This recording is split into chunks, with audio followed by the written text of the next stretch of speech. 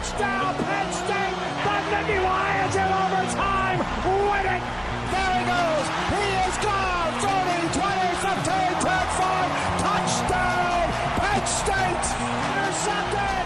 Intercepted by the Nittany Lions! Touchdown, Penn State! And we welcome you into the Modelo pregame show. There it is, West Shore home field at Beaver Stadium, 65 degrees and sunny. What a day it is to kick off this 2025 Penn State football season. All the hype, all the anticipation, and today the Nevada Wolfpack in town for the first time ever. Behind us, Beaver Stadium right here, Brian Tripp and former Nittany Lions, Christian Hackenberg, Jason Kabinda. Welcome on in. And I don't know if it was a fast off season for you guys, but ever since that game in the college football playoff semifinal against Notre Dame, and then you start to hear who's coming back and the excitement percolates for this year. Can't wait to see this team out there on the field today.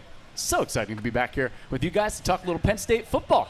Man, I still got a sour taste in my mouth from that Notre Dame game, man. I couldn't wait until this day that Penn State football is back here in 2025, man. And it's a season of vengeance this year. Obviously, we're ranked high. There's a ton of expectations. I'm really excited to see what this team's going to do this year. Yeah, listen, you couldn't ask for a better day to kick it off. To your point about the offseason, I had another kid, so mine went a little bit faster and slower in some areas. But very happy to be back, and, you know, it doesn't get much better than today.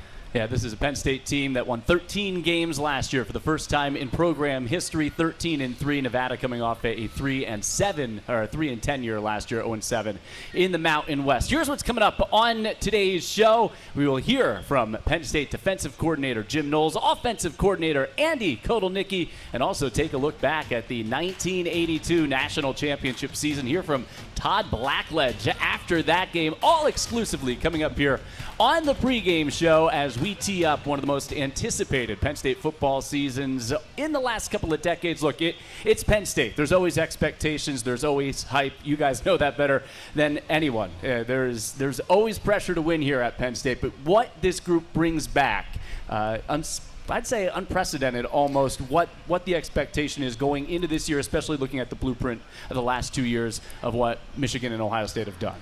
I think when you look at it, you've heard a lot of the talking heads. You've even heard it internally from the coaching staff to the athletic department, alignment. I view it as the stars have aligned. You mentioned the talent coming back, the investment in your coaching staff, which the Jim Knowles hire, and obviously being able to retain Coach Kotelnicki from an open market last offseason. It truly is that perfect storm, and I'm just really excited for these guys. They got a great opportunity. They have a lot of things that are going for them. I think the schedule plays out really well. A lot of things that we're going to get at here in the show later on. But when you look at this team, man, they're poised for a big run. Obviously, the expectations in national media have backed that with their support, but it's just one of those things. I'm more of a roll the ball out there and let's see what happens type of guy, so I can't wait till kickoff. Yeah, and I think where Penn State football is at right now is truly a testament to Coach Franklin and what he's built here. And I think it's something that we've lost across college football in a lot of areas from the standpoint of this team's all about the we over me. I mean, we had a few, transfer portal guys, but it was very minimal, and there were guys who were looking for playing time. For the most part, this is a group that wanted to come back and do something special. This is a group that wanted to play for the blue and white, play for Penn State, and bring glory back to this team and this organization. And I think in this day and age of college football and NIL, a lot of that is lost, A lot of that is lost from a standpoint of guys being okay with going through that adversity and coming out on the other side and going through it and building character and building young boys into men, which is still being done at Penn State. So I think that's truly a testament to Coach Franklin, his ability to bring in those type of high-character guys into this program who want it and do everything the right way. It's not where you start the year, it's where you finish. But you look at the AP poll here for week number 1 and the preseason, Texas and Ohio State going head-to-head right now in Columbus, 1-3, but Penn State starts the year at number 2. You see Oregon at number 7 on there, Illinois at number 12, and obviously a lot of the Blue Bloods up there on the AP Top 25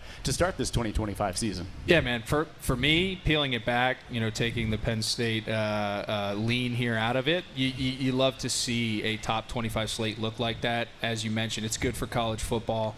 And fortunately, although I think the College Football Playoff Committee has set a precedent where strength of schedule doesn't necessarily matter, we are fortunate enough to have a matchup like Texas and Ohio State at the beginning of the year to watch and really set the tone, I think, for a lot of that. There's going to be shuffle early, but on the Penn State side of that, we have some time here to be able to build into what ultimately comes out and how that all shakes out throughout the season. So for me, just really good for college football. I think it's in a really good spot with the programs that are leading it, and we're right there with it. And that's something that I've talked about since my playing days here with everything that had happened, leaving it better than you found it.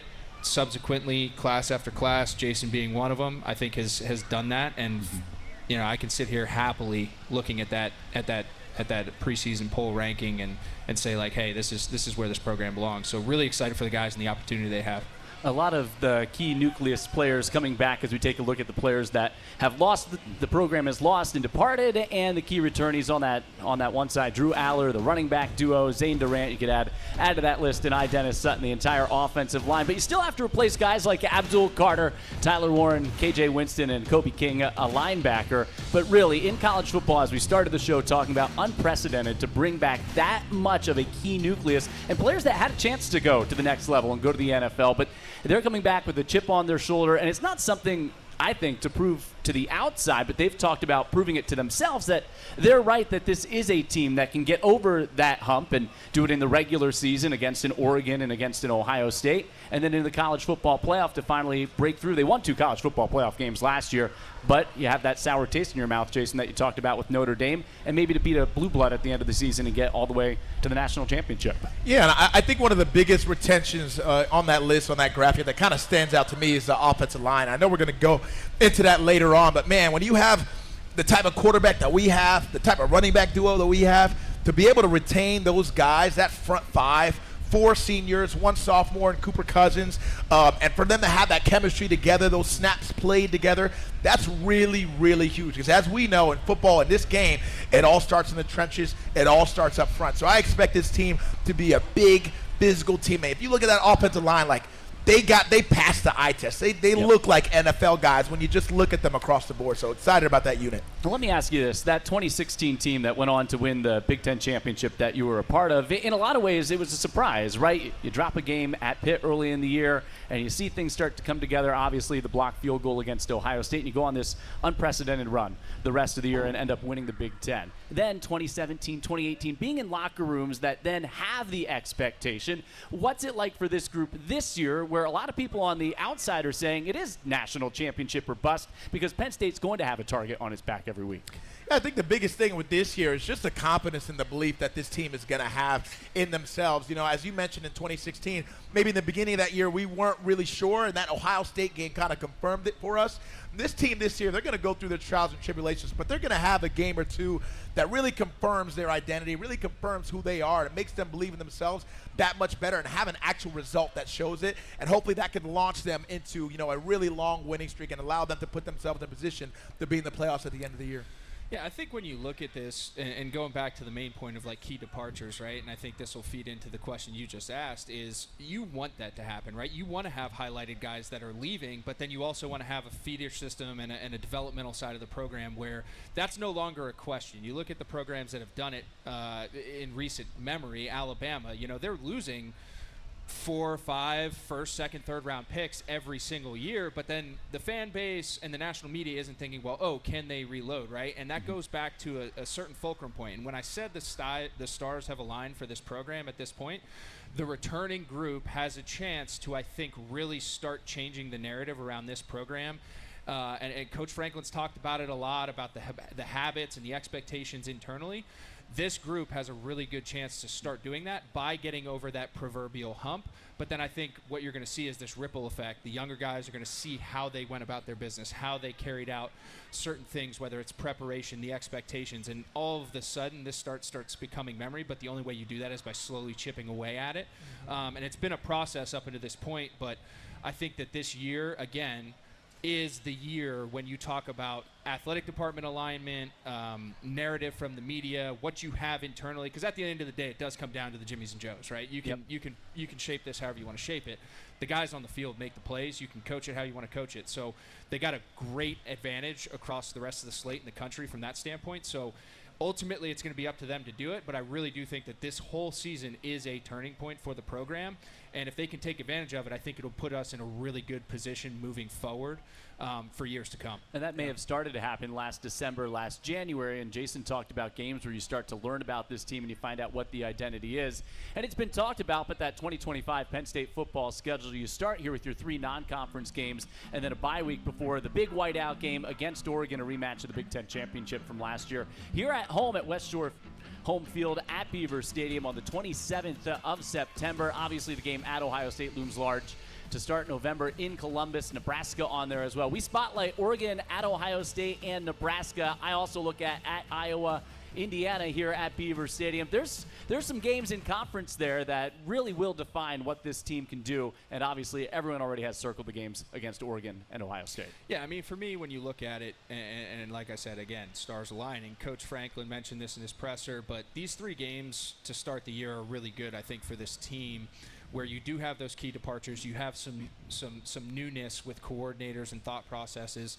So I look at this as almost like a preseason for the NFL, for in an NFL comparison, right? These guys get to come out here, your starters are going to get reps, but not only is that going to happen, but you're also going to have an opportunity for your depth to start developing and get some of those live fire reps that you can't simulate at practice, right?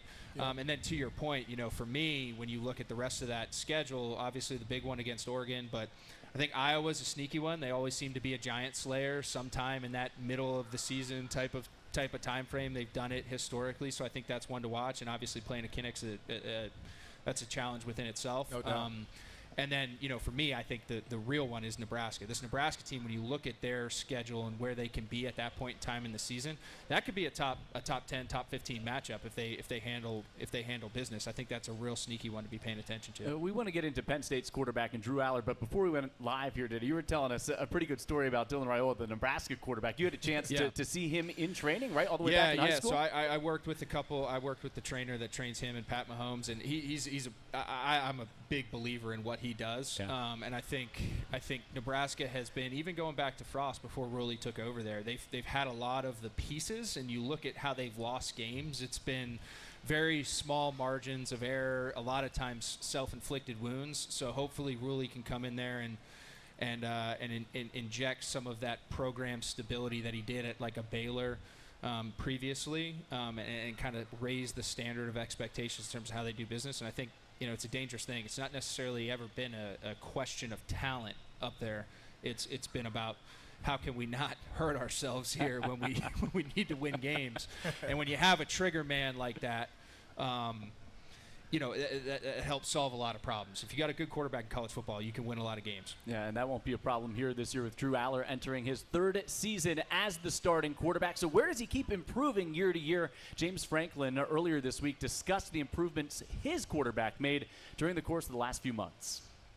Yeah, I guess I don't like the first quote you said, because those are the things that kind of, I'll say something and then all of a sudden that will be in the article or the headline says James Franklin that says that Drew Aller needs to improve in everything. I don't think I said that. I think the question that I've gotten a lot is what specifically does Drew need to improve on to get better? And I said I don't think he's got one kind of glaring area of weakness. I think he needs to do what he's done over his time here at Penn State, which is get a little bit better in every area. So I think they're 2 very different statements in my mind. But yeah, I see him.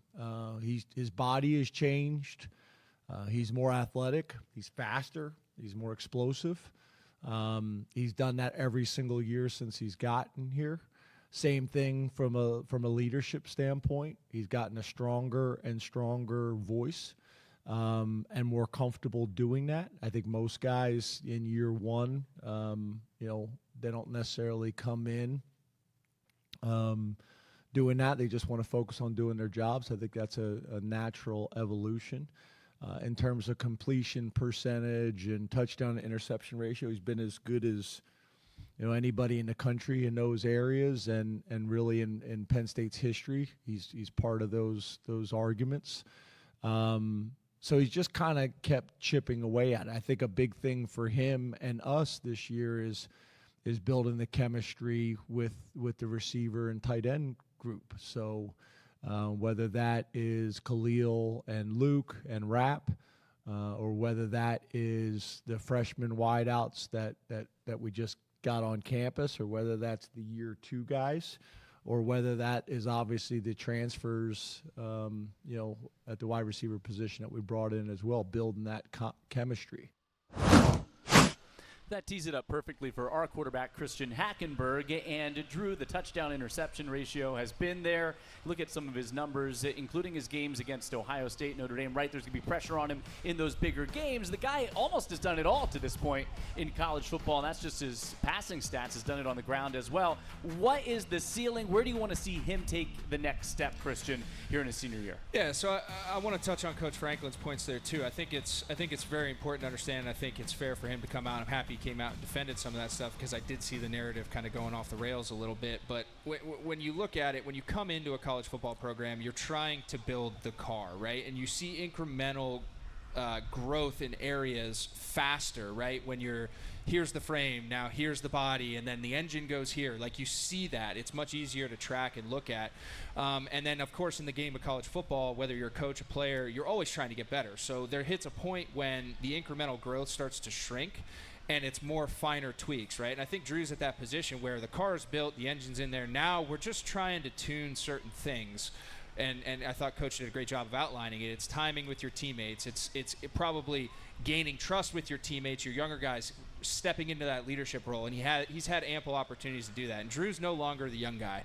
And that's, I think, it's a great thing for him. He should be playing a lot more free. He's got a lot more control. He's got a lot more of things going his way from trust, not only from your teammates but also your coaches. So from that standpoint, that's where I see it. But where I really see him being able to take the steps, because I think the field's going to take care of itself. He's got a ton of weapons. He's got a great support system with Coach K heading into year 2, great understanding of that. I think it's more of the intangible side, and we highlighted it on that graphic there. But, the big games and the games that they should win, is Drew going to be able to come out and start making plays that a guy of his caliber, his talent and skill set should be doing in moments when it might not be favorable, right? And it's those kind of timely plays is what I like to talk about. It's not, being a better leader. It's not being more vocal. It's just playing with a freeness and a looseness to be able to let the ball go in certain situations, not worry about the repercussions. And I think, again, all of those things have kind of lined up to where this year can be the year for him to really start cutting it loose, and I'm excited for him. Yeah, and he's got a supporting cast around him. He may lose a guy like Tyler Warren, but I think you'll see a really balanced offense this year. We'll talk about the tight ends and the running backs in the passing game, but when you bring in 3 transfers like Kyron Hudson, Devontae Ross, and Trevor Pena, who all have complementary skills, plus some talented young guys, Tyseer Denmark, Kobe Howard, you see on that graphic as well. Drew's going to have the weapons to spread the ball around, Jason. Yeah, I mean, there was no doubt. We mentioned the Notre Dame game earlier, and having 0 receptions in that game obviously was a bit unacceptable. So I think, to be able to go in the transfer portal and get these guys who accumulate, close to 3,000 yards and plenty of touchdowns, I think is a great thing for Drew. I think when we look at this game today, seeing where that chemistry exactly is. They're calling Kyron Hudson the steady Eddie guy, a guy who just catches the ball every time, does everything right, runs the right routes, and gets open. A guy like Ross, who's a great yak and after-the-catch guy. How explosive can he be? How can Coach Kotelnicki put him in positions to be dynamic in the way that we know he can? And then Trevor Pena, I think, out of these 3 is the guy who might have the highest ceiling. He's got the speed. He's got the run after catch. He's great and dynamic with the ball in his hands. So I'm just excited to see the way Drew's going to be able to distribute this ball, how he's going to also incorporate the tight end room without a stalwart like Tyler Warren. Obviously still got talented guys, but exactly what is that going to look like from a distribution standpoint? So I'm excited to see that. Playing on the defensive side all those years, when you're going against a balanced offense, a running game, an offensive line that can protect Drew, and then he has all those weapons, I mean, that could make Penn State even more difficult to defend going into this 2025 season. Yeah, there's no doubt. When you have a great offensive line who makes Drew feel really comfortable out there. When you have a guy who's that talented and he can go out there and just feel comfortable, when he can go out there and have just a second longer, that can really be the difference between a 60-yard touchdown and having to roll out and throw the ball out of bounds and have a throwaway. So I think having those guys is going to be huge for Drew. I think it's also going to allow them to just do a lot of things, all types of different types of protection, put Drew in different types of plays where he's rolling out left and right. I just don't see a weakness in that offensive line. I just see that giving Drew Aller a ton of confidence going into these games. It's not just the construction of that Penn State wide receiver room that's gotten some renovation during the offseason. As we welcome in Kaylee Tallman on this gorgeous Saturday on the field at Beaver Stadium. Some new looks inside the stadium for fans as well here in 2025. Good afternoon, Kaylee.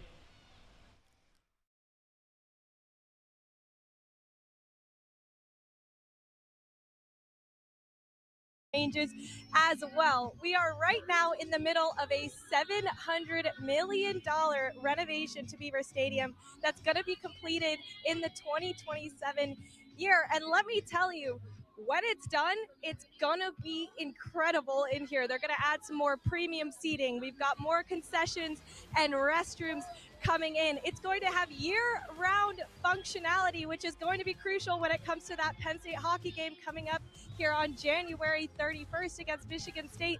And finally, there's going to be a brand new press box, but it's going to take a little bit of time. Demolition on the stadium began back in January of 2025 when the entire west side stands and press box came down, and that's gone on through the spring. But good news for fans here, we've got 7,900 temporary bleacher seats, a temporary press box, and even some fun new features like the LED screens at field level behind me as well. And let me tell you guys, it's great in here because capacity will remain over 106,000 people in here for this season, and it looks great. It's exceptional. And could you ask for a better day to debut this stadium than today? Sunny, 60 degrees, pretty perfect day for football if you ask me.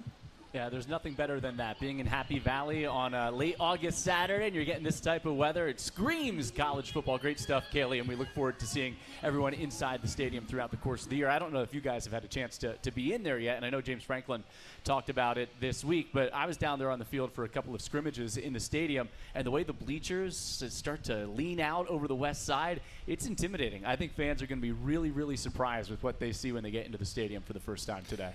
I haven't gotten a chance to see it yet. However, have been keeping up on social media, so I'm excited to walk out on the sideline personally here for pregame warm-ups and get a gander. I think, to your point, I think it might actually make it a little louder, a little more intimidating. So even some of these bigger games coming down the pipe, I'm excited about welcoming in the Ducks on the 27th, but I don't want to get ahead of myself. I'll tell you what, not too many people are talking about it, but I am completely blown away about the fact that we're going to be able to have a doubleheader hockey game, women's and men's hockey game, inside of our Beaver Stadium. Like, I don't think there are a lot of college football stadiums out there that can transform themselves in that type of way and bring hockey to the gridiron. So I'm also excited about that. Yeah, that was announced yesterday. Penn State, Michigan State on the men's side, Penn State, Robert Morris on the women's side. January 31st, I don't think the weather will be quite like today on January 31st. We might get lucky. We might get lucky.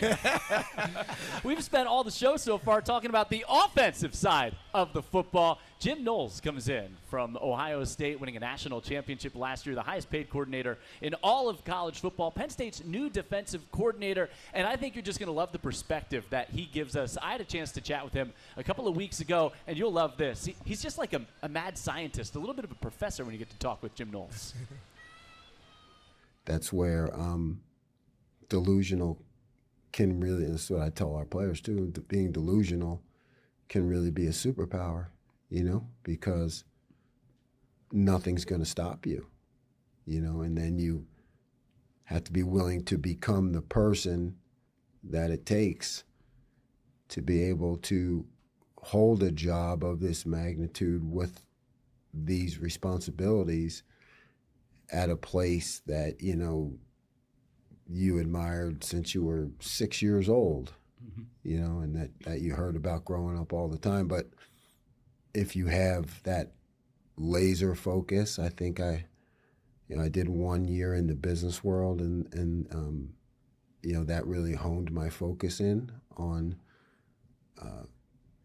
who I thought I was and who I wanted to be. And then that delusional optimism, like, you're going to face setbacks and it's going to be hard at times and you're not going to have all the answers, but you can work to find the answer. You got to read, you got to study, you got to spend 10,000 hours in order to become an expert. You know, I read, early in the profession, I read Coach Paterno's book, and one of the things I remember that he said was, you know, football coaching is great, but if you can live without it, don't do it. You know? Because there are easier ways to make a living. It's not that Penn State hasn't had great defenses the last few years, Jason, but this is the guy you're hoping that can make that one or two little tweaks that can get you over the hump to win a national championship. Yeah, and I tell you what, man, as a defender on a Penn State defense, could you ask for anything more than a guy like that who's just delusional about it, who's just obsessed about it, who talks about going through adversity and a type of mentality that you need to have on a daily basis? Like, there's really nothing better than that. And I already know that defense is going to be ready to, run through a brick wall from Jim Knowles. I'm super excited to see his 4-2-5 defense and see how that pans out. He's a guy who loves having an extra DB on the field, and we have a roster right now that is full of plenty of DBs who can start for us and that we can feel confident about winning with. So I'm excited to see what he does with this personnel. Yeah, I think from a personnel standpoint, I'm really excited to see the product. I think there's going to be a lot of flexibility and a lot of multiplicity. But the one thing that I do want to point out, and I think because it transcends just the defensive side of the ball, it transcends, I think, this whole team, is what he was talking about, being delusional, right? And I think, Jason, when you talk about the 2016 team, you and I have had it on camera and off-camera conversations. There was a point in that season where you guys didn't care what anyone else thought. It just mattered about what you guys wanted to accomplish. And I think that bringing a guy in like that who just won a national championship, who's preaching that type of mentality, I think is going to be something that's going to be good, not only on his side of the football, but across the entire program. And that point, I think, is very, very important for fans to listen to, is this unwavering confidence, delusion in your ability to go out and accomplish what you guys have set forth to do. And it's not only a guy who's talking about it, but who's done it. And I think that that's going to be very valuable for this program. Yeah, nothing delusional about what this defense has done and did last season. You see some of the numbers there. Jason was talking about the key returnees. It's at every level, right?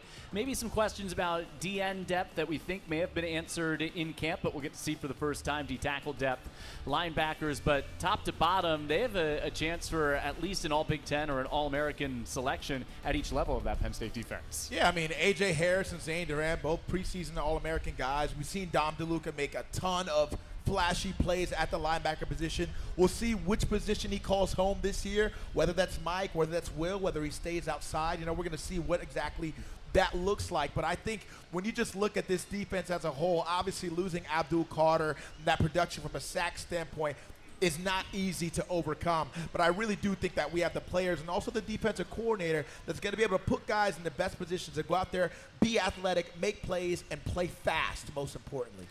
Well, fans, if you're watching right now, college football season is Modelo season. If you're watching, it means it's time for a reward. Christian, Jason, hold up your cans. Reward your full-time fandom with an ice-cold Modelo as the official beer partner of Penn State football. 21 plus, please enjoy responsibly. We'll be right back. More of the Modelo Penn State football pregame show when we return. This is the mark of a fighter. A rich, full-flavored lager with a crisp, refreshing taste. A reward for those with a fighting spirit. You've earned this, so hold it up high. Modelo, the mark of a fighter. We are going for all the marbles next year. You know the history, and you have felt the roar. But now, you can relive it all. I think he was looking for a good meal, Italian meal. Welcome to the Vault on Roar Plus, where every unforgettable Penn State moment lives forever. If you can get people to believe you're fair, I think that's the whole secret of coaching. From black and white grit to high-def glory, the Vault is your front row seat to the moments that built this tradition and the ones that built you as a fan.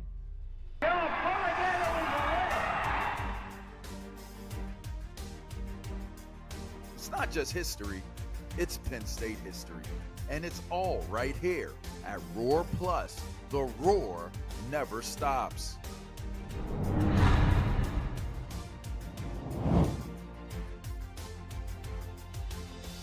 This is the mark of a fighter. A rich, full-flavored lager with a crisp, refreshing taste. A reward for those with a fighting spirit. You've earned this, so hold it up high. Modelo, the mark of a fighter.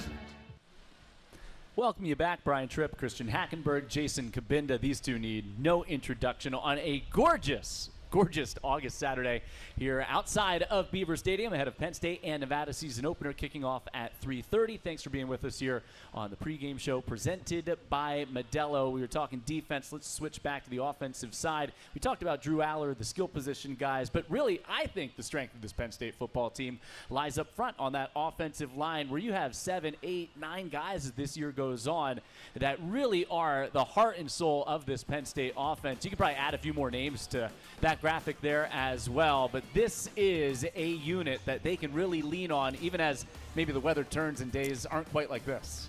Listen, I'm still old school, man. If you can run the ball for 3.5 yards a pop, you can win a lot of football games, right? You're getting first downs, you're moving the chains, you're controlling a lot, you're controlling the time of possession, less opportunities for the opponent. So, for me, when you build a perfect football team, some guys start with a flashy receiver, a great running back, starts up front. So, to your point, Tripp, I think the development in that specific part of our offense has been huge over the past few years.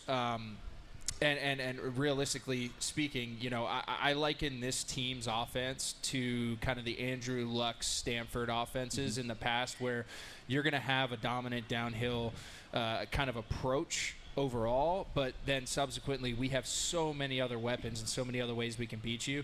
It's going to be really tough for defenses to prepare for us. And again, the offensive line deserves a lot of that credit. Yeah, the way that Nolan Rucci played last year down the stretch, that allows them to move a big guy. I mean, Anthony Donko is going to be one of the biggest guards, and you have Vengat, the other guard, inside, along with Drew Shelton, and then Rucci at tackle, and Nick Dawkins is as great a center, as great a person as there is, but a great center. Cooper Cousins, Javen Williams, Shanahan, the transferred from Texas A&M. This group's really good, and they have the depth that you need, too, to be successful in a long 16, 17-game season. Yeah, you know, you talk about that Stanford offense and the way they were able to run the ball, man. And to do that, you got to have guys up front who are maulers, who are gritty, who are just playing out nasty. When you look at this offensive line, especially guys like Cooper Cousins, Nick Dawkins, like, these are nasty guys. These are guys that don't just want to get in between you and the ball, but they want to finish you through the ground.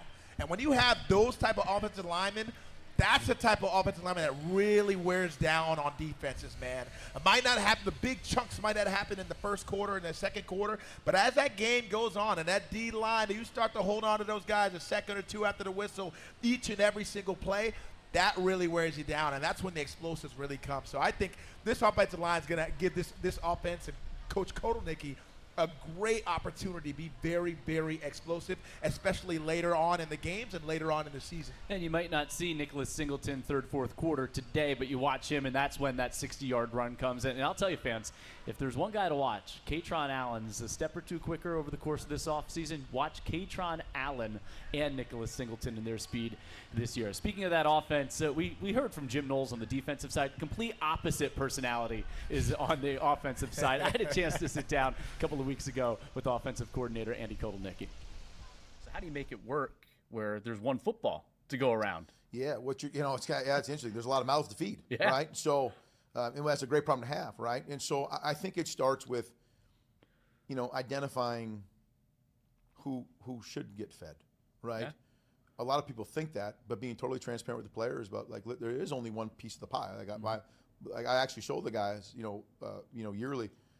In an average game of football, here's how many snaps there are offensively. So, right? So, okay, the 5 linemen probably aren't going to touch the ball. Okay, well, then you got a quarterback, you got a running back, you got how many receivers, how many tight ends are on the field. And you have to identify which of those guys and what they do well and how many of them should touch the ball. And I think it starts with, I show the guys, I go, when you really look at the game of football, at the highest level, the guys who get paid the most money to play certain positions, they don't touch the ball nearly as much as everyone thinks they do. I did this study because I was trying to figure out, we were talking about how to utilize good players and big players, right? Like a Ty Warren. Yeah. Well, how much should a Ty Warren touch the ball really? How much does a Travis Kelce at the NFL, how much does he touch the ball in the NFL game? And so we did a study and we look at how many snaps a guy like him played and how many times he was actually targeted or handed the ball off. And the reality is for receivers and tight ends, at the highest level, the guys who are getting paid millions and millions of dollars to do it, they're really only touching the ball between 10 and 20% of the time of all their offensive snaps. So that means like a Tyreek Hill, about 80% of the time, he's either running a route or he's blocking for somebody else to carry the ball. But so showing them that's what it looks like, being very transparent of why, what it looks like, and then kind of taking that and saying, okay, if you're going to touch the ball, how many times in a game should it happen? And so we try to be really intentional and say, listen, let's take the pie. Here's 70 snaps. How many times should Katron Allen touch the ball versus Nick Singleton? So like that, you have to look at that. The thing that we do is that we challenge guys all the time. You're always evaluating that. And so you have all spring and you have all summer and fall camp to demonstrate how much of the pie you should get. You know what I'm saying? And then more importantly for us, what's really important is that when we decide, if we kind of say, we throw a number out there, hey, this guy needs to touch the ball 10 times. Yeah. How is he touching that ball 10 times? You take a guy like one of our new additions, Trevor Penn, like he's got really good ball carrier skills. Okay, so, all 10 of his touches might not be down the field, 80 yards. Maybe he used to come up with a touch or two words, in the backfield or a bubble. You know what I mean? Same thing with Katron and Nick, and those are, obvious ones. And then we talked about Ty already. And, so it just kind of starts there of how much of the pie do they get and what does their piece look like. You came here to watch the Modelo Penn State pregame show, and you thought there would be no mentions of Travis Kelce, but he even snuck it into our show here today. But it's interesting because, right, you have all these playmakers. We're sitting here talking about all the talent, but there's only one football to go around over the course of a football game. Yeah, I think what's really interesting is I love how Coach K dove into the analytics of that, percentages and those types of things. And one thing that I want to remind people of is the two guys who do touch the football 100% of the time is the center and the quarterback. And we have both of those positions well under control. So I think that's a great starting point, right? And then when you start going out into it and you start thinking about game planning, it's a lot easier to game plan when you're worried about how can I get all of my weapons involved, as opposed to how can I hide my deficiencies from the way that this offense, the way that this defense is going to attack us or try to take things away. So what matchups are we going to be able to take advantage of? And I think for a guy with the creativity that Coach K has, it's a great position to be in. He was in a similar position last year, but now it's gotten even deeper in terms of his options. So I'm really, really excited to see how he carves those things up. And obviously he mentioned about earning it, right? Competition, you want that in your program. It's going to breed the best out of each and every single one of your guys. So I'm sure training camp was very fun and very interesting and very entertaining. I'm sure you could give us a little bit better look into that, Brian Tripp. But that's where you're going to find out a lot about this. And for Coach K, it's year 2. He's in a much different place. He can spend more time focusing on those things. So I really look forward to these guys being able to use this war chest of weapons that they do have to capitalize and put a lot of points on that scoreboard. Yeah, it is a very big playbook, and it's got some wrinkles in it again, to no surprise here in 2025. I actually asked him a follow-up question and said, well, how do you come up with these plays? He's telling me how do they design them. And he said each position group, including the offensive linemen, came in to the meeting room and they were able to present plays. And he said all 7 plays the offensive linemen showed to him had an offensive lineman touching the ball at some point during those plays. And my follow-up was, well, did they stick? And he said, you'll have to wait and see. So we may have that over the course of the season. As you can see, it's a gorgeous day here in Happy Valley, Penn State and Nevada today to kick off the season at 3:30. Let's learn a little bit more about the Wolfpack, the first ever meeting between Penn State and Nevada. And Nevada coming off a 3-10 year last year. Actually played a pair of one-score games, though, against Boise State and SMU, despite being on the losing end against those 2 college football playoff opponents of Penn State. And you wonder, we have the Nevada State bird down there. It's the mountain bluebird. Does that resemble anything? Heard it's the Twitter symbol. That's what I heard. Now X. So like way down, you're technically affecting 3 companies with that. That's pretty incredible. That was good. I wasn't sure if you were going to do it live on the show, but that was good. I got you. What are your expectations going into today? Instead of maybe our keys to the game, what are you looking forward to here today? Yeah, listen, I think it's tough, right? I want to give Nevada credit, right? They're coming in here, they're playing, but I don't have a ton of things to look at. So for me, it's about clean football, and I'm really focused on the Penn State Nittany Lions and how they attack this opportunity. So it's clean football. Take care of the football in all 3 phases. Disrupt them on the defensive side of that coin, and then obviously Jim Knowles coming in. We're going to get to see what we're going to hopefully expect to build off of, some form of foundation, right? It's always new with a new coordinator and how it actually looks when the lights come on, and then the wide receiver chemistry, and hopefully we get to see some Ethan Gruckmeyer reps because that's going to be important down the season. Injuries are always the only thing that can mess something like this up. So very important to take advantage of reps when you can get them. Yeah, I think for me, I want to see defensively just exactly what this 4-2-5 is going to look like and how it's going to function.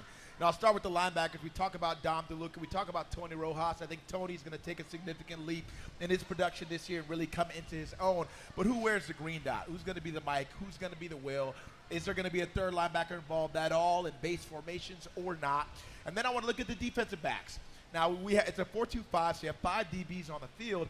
I want to see how positionless are those defensive backs. How much do these guys move around? Because that's going to be very pertinent to the disguise, to the blitzing scheme. And I think, this last couple of years with Tom Allen, I felt like we were more of a bend but don't break defense. I think we're going to be closer to a Manny Diaz style defense and get really creative, be pressure a ton, and really make the offense react to us. We want to be dictators on defense, and that's what I see this defense being. And in order to do that, it's going to be a lot more onus on the players to know multiple positions so that they'll be able to move around and run all these disguises and do all these different types of things. So I'm very excited to see how we function defensively. I know James Franklin talked about that, not just man looks, but some zone looks from that defense and the different things that it can do to unnerve a quarterback when he's at the line of scrimmage and trying to diagnose what that defense is going to be in. Yeah, and I just think from a personnel standpoint, Jason hit on it a few times today, is just the multiplicity of personnel is tough for a quarterback to dictate. And then from a matchup standpoint, right, do we have guys who maybe can be that flex position, who can also take on a heavier run personnel from the offensive side of the ball, and then stay on the field? There's a lot of things that go into it. And to Jason's point, I really do see this defense as being a very multiple, very attacking, but it's going to rely on the players' ability to digest information and ultimately go out and execute it the way that it's been drawn up to do so. So today is the first chance to, as I said, set that foundation, right? And I look forward to the evolution of this defense throughout the year, because there's going to be a lot of different matchups, a lot of different opportunities to create chaos. And ultimately, as we all know, playing this game, you can't really rely on the super clean thing to happen. You really need a defense that can come up in big moments for you and create those game-wrecking, game-changing, momentum-swinging type of plays. Yep. So it's going to be really good to see. And then to your point, Trip, from a quarterback side, that it creates a lot more havoc when I'm preparing, right? I'm spending an extra hour, 2-3 hours just on blitz packages, right? And I think that's even an unwritten advantage of that, as you're taking away time from his normal preparation because of the of the problems and things that you can bring to the table. And you only get 12 opportunities to play during the regular season college football. You only get 7 opportunities to play here inside this building. It's laying that foundation, creating good habits, playing to a standard, and a standard regardless of who the opponent is, that you want your team to play to for the entirety of the 2025 season, and we'll see how things play out today against Nevada. This sets the stage for, look, we've talked about it, the hype, the expectation, but ultimately what you guys expect from this team with a pretty high ceiling and pretty lofty goals here in 2025.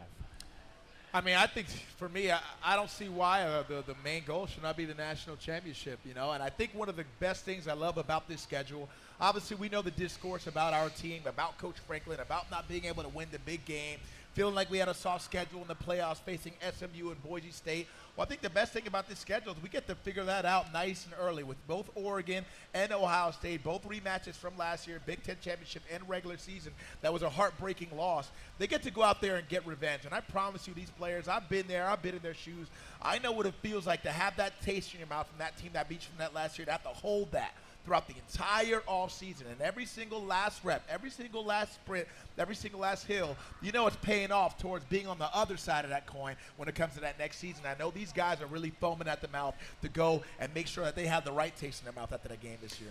Yeah, I think Jim Knowles hit the nail on the head, right? Like, be delusional here, and to Jason's point, I think it is national championship or bust, and it also is from the way that I think this entire athletic department has shoved all in on this. They went out and got a coordinator that just won a national championship and paid him a lot of money. Coach Franklin's talking a slightly different about those bigger games. They were able to retain the roster. There's a lot of things that are shaping up to make this a season that, again, can be a turning point for where this program's going to be for the foreseeable future. And it's a great opportunity. Like, as a player, you have to embrace that, and you have to sprint towards that goal. So for me, as a fan and as a letterman and looking at it, there's a lot of things in their favor to be able to accomplish everything they want to accomplish. And, for me, it's hoisting that trophy at the end of the year and being the last team standing. And try to repeat what this team accomplished in 1982 and 1986, and some would say 1994 as well. But the 1982 national championship, the first ever won by the Penn State football program. And Todd Blackledge, back in the day, recapping what that championship feeling was for him and his teammates. This is the greatest team I've ever played on in my life. The guys on the team have so much character, so much poise, and so much just love for each other that after that loss, we decided we weren't losing anymore. We were going to win the rest of them one at a time. And I just praise the Lord. It's been the greatest season I've ever experienced, and this just caps it all off. The biggest personal adjustment on the team, and one that you were a part of, was the one that was made by your closest friend and roommate, Kurt Warner, who had to respond to some difficult times early in the season. Was that hard for you? It was hard. It was a trying time for both of us because we are such close friends. He's the brother that I never had, and I love him dearly. And Kurt just showed me so much as a person when he accepted his role as when we were throwing the ball a little more earlier in the season.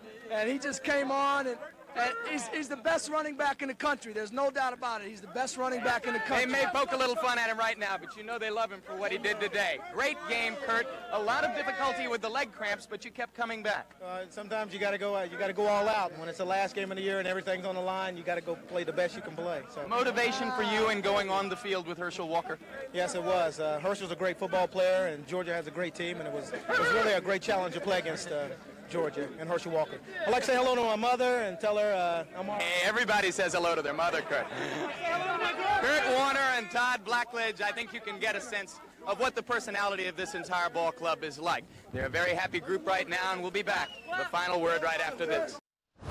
Now watch this. Watch how smooth this is. And after that, Kurt Warner and Todd Blackledge, of age, probably enjoyed a nice Modelo. Some things are made perfect for each other. Peanut butter and jelly, macaroni and cheese, Penn State football, and Modelo, the official import beer of Penn State Athletics 21+. Please enjoy responsibly. Mid-season form, my friends. Yes, that was sir. so good. Yes, sir.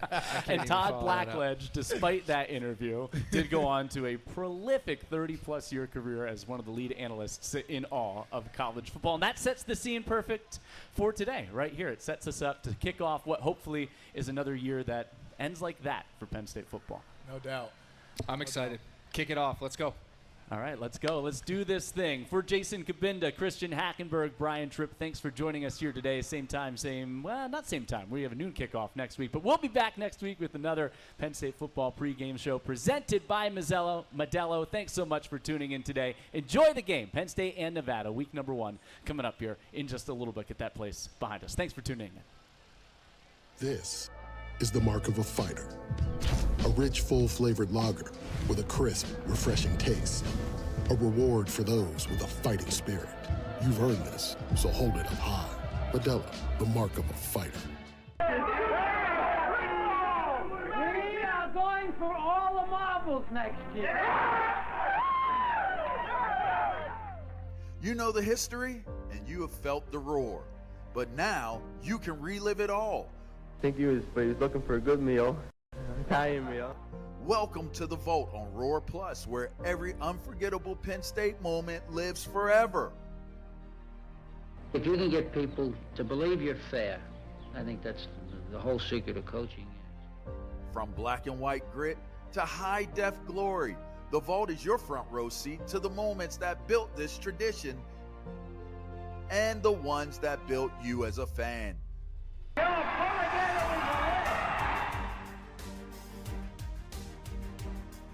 It's not just history, it's Penn State history. And it's all right here at Roar Plus. The roar never stops.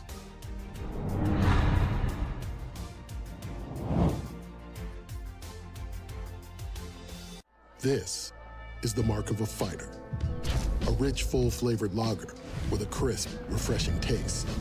A reward for those with a fighting spirit. You've earned this, so hold it up high. Modelo, the mark of a fighter.